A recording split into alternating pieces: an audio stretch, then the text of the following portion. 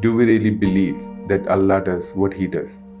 Then why don't we trust Allah the way it should be done? We think that we can fix things by ourselves.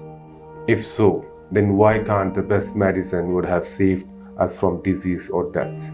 Educated people would not have been jobless. Intelligent people would not have faced losses in businesses. Beautiful people would not have faced divorces.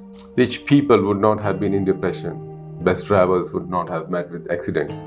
Best airplanes would not have crashed. The fact is that we rely more on our worldly possessions than Allah subhanahu wa ta'ala.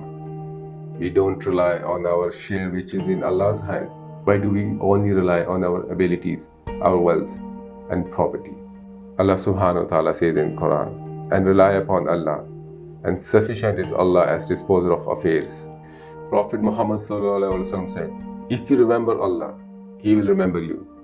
If you remember Allah, you will find Him before you. Oh, when you ask from Allah alone.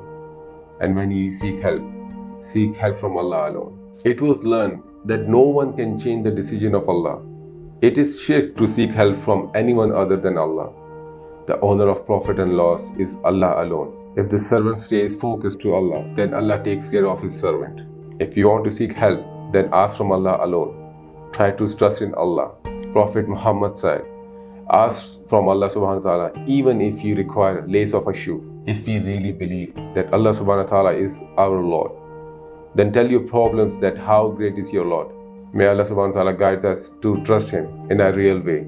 Ameen Ya Rabbal Alameen.